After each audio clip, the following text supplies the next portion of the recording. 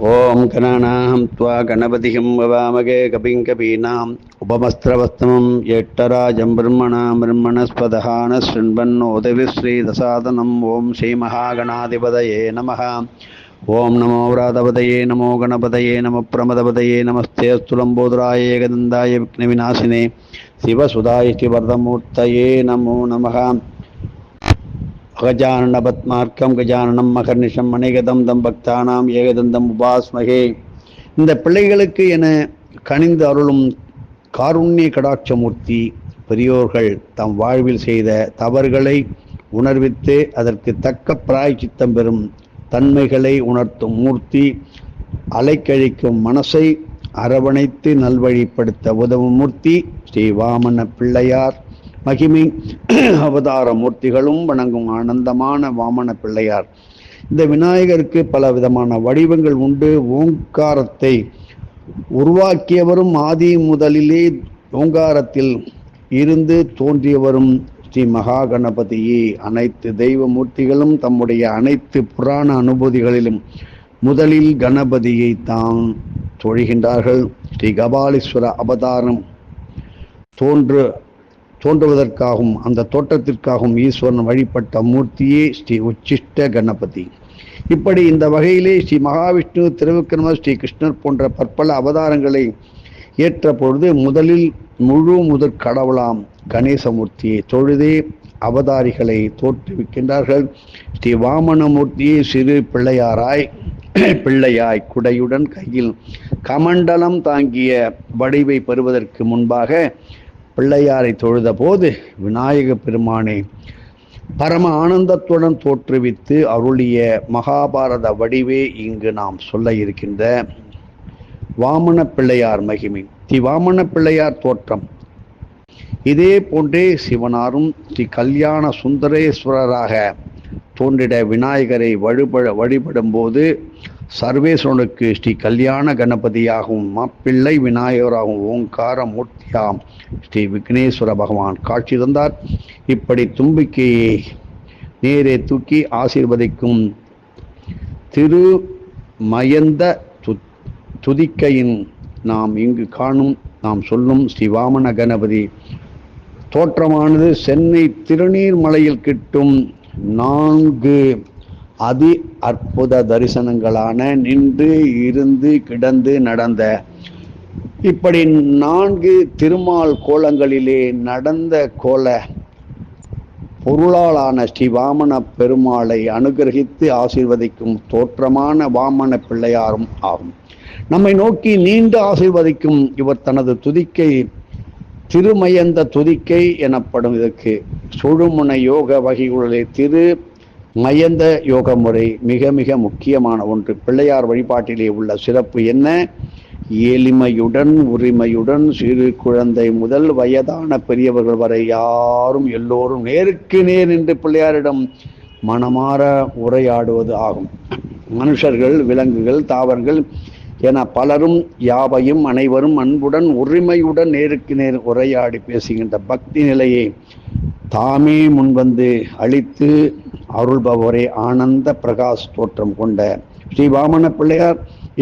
இவ்வாறு அற்புதமான திருமயந்த துதிக்கையுடன், அதாவது நம்மை நோக்கி ஆசீர்வதிக்கும் துதிக்கையுடன் அதனுடைய பாங்குடன் அருளும் ஸ்ரீ வாமன பிள்ளையாரை திங்கட்கிழமை தோறும் பன்னீர் திராட்சைகளால் அர்ச்சனை செய்து வழிபட்டு வந்தால் உடல் உறுப்பு குறைகள், அழகே இல்லாத ஒரு நிலைமை, மன ஏக்கம், அதன் காரணமாக ஏற்படும் தாழ்வு மனப்பாங்கை மற்றும் படிப்பு இல்லாத நிலைமை, பிறரை சந்தித்து பேச கூட கூச்சம் ஏற்படும், மந்தமாக இருப்பது போன்றவை உடனடியாக நீங்க நல்வழி பிறக்கும். வாமன நளினம் கோமள சௌபாக்கியம் கணபதிம் நமஸ்துப்யம் நமோ நமகா. எழுதுங்கள். வாமன நளினம் கோமள சௌபாக்கியம் கணபதிம் நமஸ்துப்யம் நமோ நமகா என்று 21 முறை ஓதி ஜெபித்து துதித்து தினமும் கைகளால் அரைத்த சந்தனத்தால் திருமயந்த துதிக்கைக்கு அப்படியே சந்தன போட்டு நீங்கள் இட்டு வணங்கி வர வேண்டும். வலது பக்கம் குடையை தாங்கி அருளும் வாமன பிள்ளையார் குடை தத்துவமாய் என்னத்தை சொல்ல முடியும்? அவருடைய பலன் என்ன? குடையில் கூடும் குடக யோக தத்துவம்.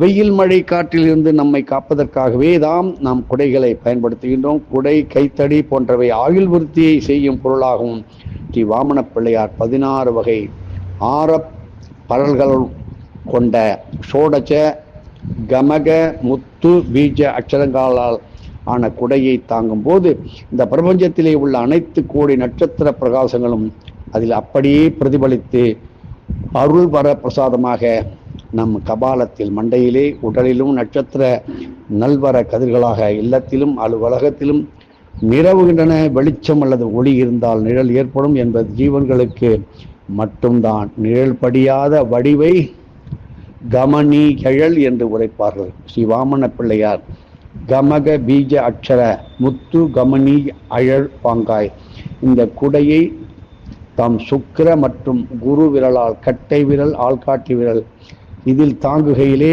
அனைத்து கோளங்களும் மற்றும் நட்சத்திரங்களின் ஒளி பிரவாக ரேஸ் கிரணங்கள் குடை மூலமாகவும் குடையை தாண்டியும் உள்ளும் புறமுமாக அப்படியே குவிகின்றன. மேலும் கண் நோய் வராமல் குரு விரலாகிய ஆள்காட்டி விரலில் நுனியில் விரித்த குடையை நிற்க வைக்கும் யோக சமநிலைக்கு கௌமார குடையம் என்று பெயர். சுக்கிர விரலாகிய கட்டை விரலின் நுனியில் விரித்த குடையை நிற்க வைக்கும் யோக சமநிலைக்கு கௌமார புஷ்பம் என்று பெயர். இந்த பயிற்சியால் கேட்ராக்ட் நோயும் இதர கண் நோய்களும் வராமல் நீங்கள் தற்காத்து கொள்ளலாம். பிரம்மச்சரிய நிலையிலேயே சிறு வயதிலேயே பயில வேண்டிய யோகங்களில் இவை அடங்கும். வலது உள்ளங்கையில் விரித்த குடையை நிற்க வைத்து யோக பாலனம், பேலன்சிங் செய்து வருவோருக்கு பிரம்மச்சரிய சித்திகள் நன்கு கைகூடி வரும். அது விருத்தியும் ஆகும். பிள்ளைகள் பள்ளி கல்லூரி பருவங்களில் நல் ஒழுக்கத்துடன் சிறந்து விளங்குவதற்கும் ஸ்ரீ வாமன பிள்ளையாரின் முன் தினமும் காலையும் மாலையும் 108 முறை கால்களை குறுக்கே மாற்றி மாற்றி வைத்து தோப்புக்கரணம் இட்டு வழிபட வேண்டும். கண்டி எம்பதி கணபதியை பற்றி பார்ப்போம். ஸ்ரீ வாமன பிள்ளையார் இடதுகையில் தாங்கி இருப்பது தீர்த்த கண்டி, க்ஷீரகண்டி பால், மதுரகண்டி தேன், அமிர்தகண்டி, தைலகண்டி ஆகிய 5 வகை கண்டி தத்துவங்களை குறிப்பதுமாகும். ஒரு வருஷத்திலே குறைந்தது 5 சதுர்த்தி திதிகளாவது 12 திதிகள் பண்ணலாம். கீழ்கண்ட நாம் சொல்கின்ற 5 வகையிலே உண்ணான் நோன்பு விரதம் இருந்து துளசி வில்வம் கலந்த தீர்த்தம் மட்டும் அருந்தியும், பால் மட்டும் சிறிது அருந்தியும், தேன் மட்டும் சிறிது அருந்தியும், விடியற்காலையிலே பிள்ளையாருக்கு பஞ்சாமிர்தம் படைத்து, பஞ்சாமிர்தம் ஒரு சிறு உருண்டை மட்டும் நீங்கள் சாப்பிட்டால் மோர் மட்டும் அருந்தியும். இப்படி இந்த வகையிலே உண்ணா நோன்பு இருந்து சதுர்த்தி விரத நாளிலே ஸ்ரீ வாமன பிள்ளையாருக்கு அபிஷேக ஆராதனைகள் செய்து வழிபட்டால் வெளியூரில் அல்லது வெளிநாட்டில் உள்ள கணவன், பிள்ளைகள், பெண்கள் நலமுடன் வாழ இந்த பூஜா பலன்கள் மிகவும் உதவும். முக்தீசம் என்பது நமது உடலிலே நாம் தினமும் ஏற்படுத்தும் 21,000 சுவாச முத்துக்களில் தோன்றும் ஜோதி கனகம் ஆகும். இடது காலை முன்வைத்து நிற்கும் தெய்வ மூர்த்திகள் முக்தீச முதபோத மூர்த்திகள் என்று அழைக்கப்படுவார்கள். அதாவது முக்தி நிலைகளை தடுக்கும் இன்னல்களை அப்படியே களைந்து நல்லருள் புரியும் தெய்வீக சக்திகளை அருளும் மூர்த்திகள். பலரும் தரையில் நிற்கும் போது சரியாக நிமிர்ந்து நிற்பதே இல்லை. அமரும் போது நிற்கும் போதோ சாயாமல் நிமிர்ந்து நிற்பதே நல்ல யோக முறையாகும். சிறு வயதில் இது நடைமுறையில் வருவதால் பல நோய்களை மிக எளிதில் தடுத்திடலாம். நிமிர்ந்து நிற்காமல் சாய்ந்து இருப்பது மனதில் பல குறைகள் தொக்கி நிற்கின்றன என்ற பொருளாகும். ஒரு சிறு பிரச்சனையை கூட தாங்க இயலாது தவிக்கின்ற மனோபாவத்தை இவர்கள் கொண்டிருப்பார்கள். மன கவலைகள் தேங்கி கிடக்காது. மனம் ஓர் அளவேனும் சுத்தமடைய இடது காலை முன்வைத்து நிற்கும் இறை மூர்த்திக்கு தினமும் சந்தனத்தில் ஜவ்வாது, குங்குமப்பூ, கஸ்தூரி ஆகிய 3ஐயும் கலந்து அரைத்து பாதத்துக்கு இட்டு வாமன கணேசா, வாமன கணேசா வருந்துயர் போக்கும் ஆமன நாசா, வருந்துயர் போக்கும் ஆமன நாசா, ஆகமநாதா சரணம் சரணம் சரணம் பிரபோ என்று சொல்லுங்க. வாமன கணேசா வருந்துயர் போக்கும் ஆமன நாசா, ஆகமநாதா சரணம் சரணம் சரணம். பிரபோ என்று ஓதி நன்றாக நிமிர்ந்து நின்று வணங்கி வர வேண்டும். ஸ்ரீ வாமன பிள்ளையார் முன் இடது காலை சற்று முன் வைத்து முக்தீச தோப்பு கரணம் இட்டு வழிபட்டு வருவதால் மனதில் ஏற்படும் தேவையில்லாத சஞ்சலங்கள் உடனே அகல வழிபிறக்கும். ஸ்ரீ வாமன பிள்ளையாருக்கு அமைந்திருக்கும் நெற்றிக்கண் 33,03,00,000 யோக யாக சக்கரங்களை கொண்டதாகும். இப்படி தினந்தோறும் புதகோரையிலே வாமன பிள்ளையாரின் நெற்றி கண்ணுக்கு மேல் சந்தனம் குங்குமம் இட்டு வழிபட்டு வருவது மிக மிக பெறுவதற்கரிய யோக யாக சக்கர வழிபாடாக இருக்கும்.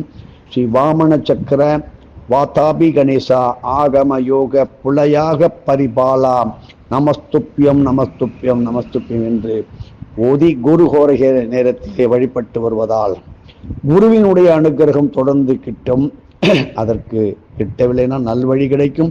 இப்படி இந்த வாமன பிள்ளையாருக்கு துதிக்கை நடுவிலும் தூப்புள் சக்கரம் என்ற ஒரு அற்புதமான சக்கரம் இருக்கே.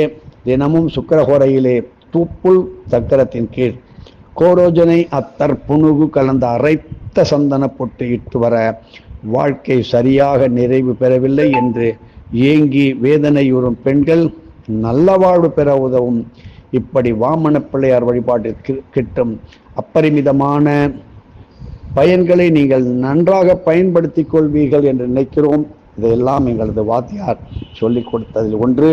ஸ்ரீ வாமன பிள்ளையார் தனது சுக்கிர குரு விரலுக்கு இடையில் அரசு யோக குடையை தாங்கிய யோக விதமே ஹஸ்த துலா சுதம் என்ற ஒரு முறை என்பதுமாகும். ஹஸ்த நட்சத்திரம் என்பதை பிள்ளை பேற்றை பெற்றுத்தரக்கூடிய பூஜா பலன்களை தரவல்ல அற்புத நட்சத்திரம். இப்படி ஹஸ்த நட்சத்திர நாளிலே கைகளுக்கு மருதாணி இட்டுக்கொண்டு வாமன பிள்ளையாரை நன்றாக துதித்து இயன்ற அளவிலே குடை கைத்தடி போன்றவற்றை முதியவர்களுக்கு தானம் அளித்து வர பித்திரு தோஷங்கள் தனிய உதவும்.